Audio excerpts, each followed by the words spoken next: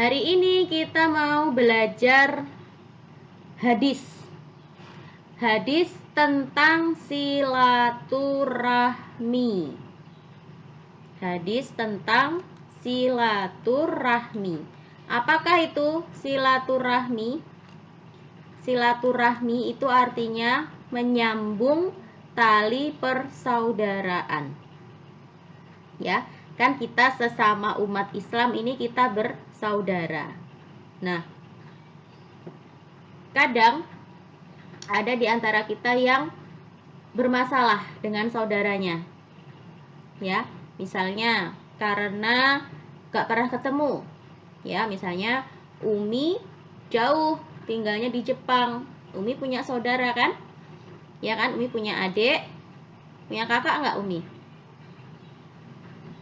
Umi anak keberapa? Umi anak pertama, berarti Umi punya adik. Nah, sama saudara-saudaranya ini kan jarang ketemu. Nah, kalau jarang ketemu, ini berarti komunikasinya sulit, ya. Nggak yang setiap hari ketemu, setiap hari ngobrol kayak gitu, ya kan? Atau misalnya sama temen deh, sama temen sekolah misalnya, sama temen di pondoknya dulu waktu di Mu'alimat Umi misalnya. Kan sekarang sudah punya kehidupan sendiri-sendiri. Ada yang tinggal di Indonesia, ada yang ikut suaminya ke Jepang, ya. Ada yang kerja di mana misalnya, ada yang sekarang tinggalnya di mana, sudah pisah-pisah. Ya, padahal dulu waktu di pondok, waktu di Mu'alimat sekamar. Tinggalnya sekamar. Ya, tapi sekarang karena sudah lulus dari pondok, sudah menikah, sudah punya keluarga sendiri, akhirnya putus hubungan tadi. Yang tadinya berteman, terus sekarang putus karena tidak pernah ketemu. Nah, ini kita sama Nabi Muhammad disuruh untuk menyambung silaturahmi, artinya menyambung tali persaudaraan.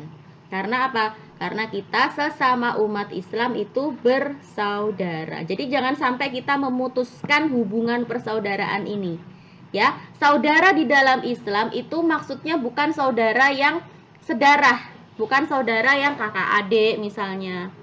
Ya itu kan, kalau itu kan saudara artinya saudara kakak adik. Nah, tapi kalau dalam Islam ya, yang dimaksud oleh hadis ini adalah sesama muslim. Sesama muslim itu bersaudara. Jadi Ustazah nih sama Umi kan sama-sama muslim. Berarti kita bersaudara. Saudara apa namanya? Saudara seiman. Ya, saudara sesama muslim. Nah, ini oleh Nabi Muhammad kita dilarang untuk memutuskan tali silaturahmi ini. Ya, jadi kita disuruh untuk apa? Menyambung tali silaturahmi. Paham ya maksudnya silaturahmi itu seperti itu. Nah, sekarang kita baca dulu apa maksudnya. Ya, perhatikan.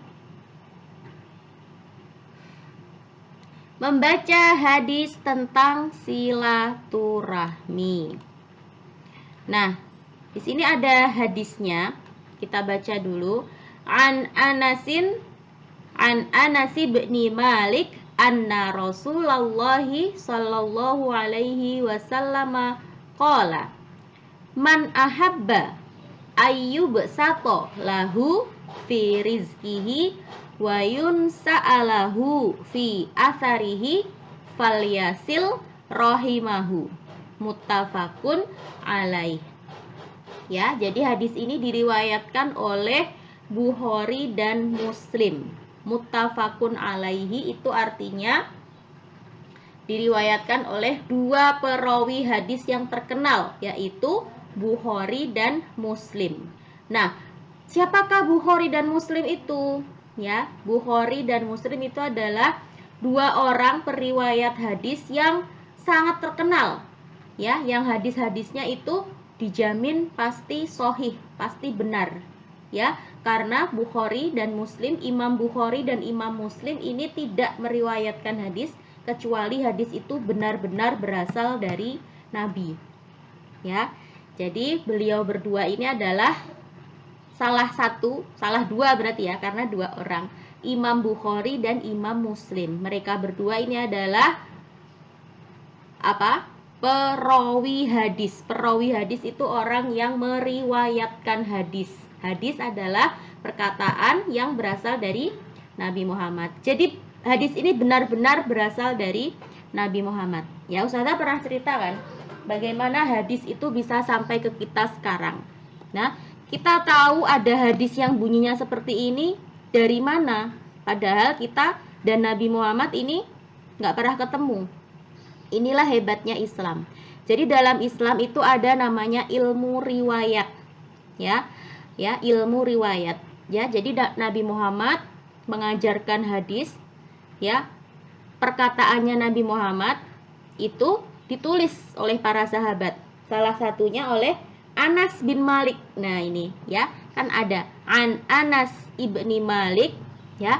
Dari Anas bin Malik. Anas bin Malik itu siapa? Sahabatnya Nabi Muhammad, muridnya Nabi Muhammad. Nah, Anas ini mencatat.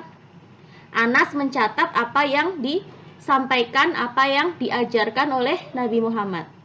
Ya, dari Anas bin Malik bahwa sesungguhnya Rasulullah Shallallahu Alaihi Wasallam bersabda, ketika Rasulullah itu sedang mengajar, Anas mencatat. Nah, catatannya Anas ini kemudian diajarkan ke muridnya lagi. Nah, muridnya Anas nanti mengajar lagi, catatan ini diajarkan lagi ke muridnya sampai ke siapa? Imam Bukhari dan Imam Muslim. Nah, dari Imam Bukhari dan Imam Muslim ini kemudian dicatat dan dikumpulkan jadi buku. Ya, kumpulan hadis-hadis tadi, tentunya hadis yang sahih ya, hadis yang benar-benar berasal dari Rasulullah.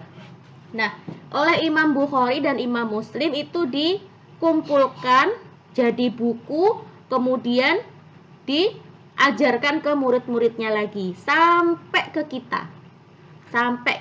Jadi ini apa? Jalannya hadis. Bagaimana perkataan Nabi itu bisa sampai ke kita. Salah satunya dari cara seperti ini tadi ya. Dari muridnya Nabi Muhammad ditulis, kemudian muridnya tadi menyampaikan lagi ke muridnya, diajarkan lagi ke muridnya lagi, terus seperti itu sampai akhirnya kita bisa belajar tentang hadis ini, ya. Apa maksudnya hadis ini? Man ahabba ayyub satolahu fi rizkihi wa yunsa'alahu fi atharihi falyasil rahimahu. Nah, artinya sekarang kita baca dulu artinya, ya. Dari Anas ibni Malik, Anas bin Malik. Man, siapa? Ahabba, senang atau ingin. Ayyub sato, diluaskan. Lahu, untuknya. Fi, pada. Rizkihi, rezekinya. Wayun sa'a, dan dipanjangkan. Atharihi, umurnya. Falyasil, maka hendaklah. Rohimahu, bersilaturahmi. Itu tadi arti secara kata, perkata. Sekarang kita akan baca terjemah hadis tentang silaturahmi tadi ya. Dari Anas bin Malik radhiyallahu anhu, bahwasanya Rasulullah Shallallahu Alaihi Wasallam bersabda, barang siapa yang ingin diluaskan rezekinya dan dipanjangkan umurnya, maka hendaklah dia bersilaturahmi. Hadis riwayat Bukhari dan Muslim. Nah, itu ya. Sekarang, apa sih maksudnya? Maksud hadis tadi. Memahami isi kandungan hadis tentang silaturahmi. Silaturahmi berasal dari bahasa Arab silah yang artinya menyambung dan rohim. Jadi silaturahmi itu dua kata aslinya ya, silah dan rohim. Silah artinya menyambung, rohim berarti kekeluargaan atau kasih sayang. Jadi apa artinya silaturahmi? Silaturahmi itu artinya adalah menyambung tali kekeluargaan atau tali kasih sayang. Nah, silaturahmi ini adalah hal yang sangat penting untuk mempererat persatuan dan kesatuan keluarga, masyarakat maupun bangsa. Rasulullah memerintahkan kita agar gemar bersilaturahmi baik kepada keluarga, teman, maupun tetangga. Silaturahmi dapat dilakukan dengan berkunjung ke rumah teman, ya, berkunjung ke rumah tetangganya. Kemudian bisa juga dilakukan dengan berkirim surat. Kalau sekarang mengirim apa?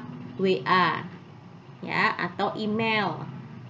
Atau bisa juga dengan menelpon keluarga atau menelpon teman. Nah, secara lebih luas, silaturahmi dalam ajaran Islam juga tercipta melalui kegiatan sholat berjamaah. Misalnya dalam sholat Jumat, sholat Idul Fitri, sholat Idul Adha, dan juga melalui ibadah haji.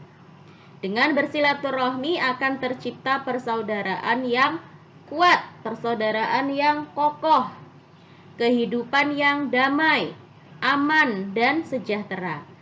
Karena begitu pentingnya silaturahmi sehingga Allah mengancam siapa saja yang memutuskan silaturahmi dengan ancaman dia tidak akan masuk surga. Nah, ya, hati-hati.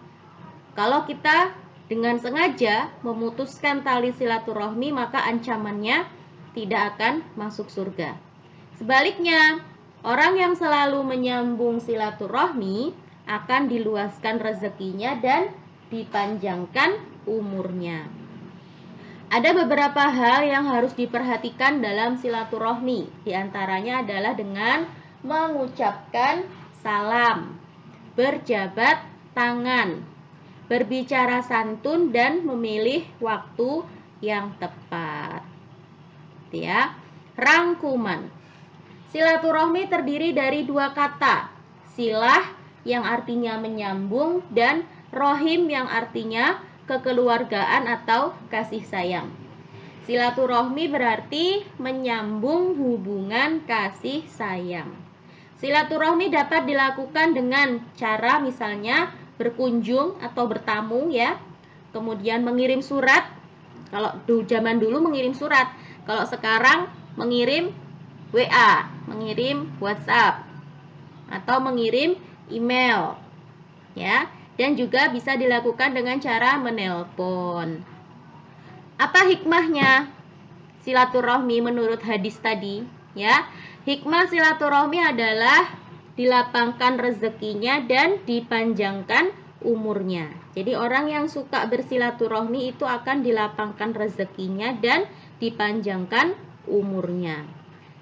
Caranya bersilaturahmi, ya, tadi ya, selain dengan bertamu, menelpon atau mengirim pesan, bisa juga ketika sholat berjamaah, ya. Sholat berjamaah 5 waktu di masjid itu juga salah satu cara menyambung silaturahmi. Sholat Jumat, sholat Idul Fitri, sholat Idul Adha, dan dalam ibadah haji, ya, itu adalah merupakan sarana silaturahmi sesama muslim. Oke, paham ya sampai sini ya? Cukup dulu pelajaran kita untuk hari ini.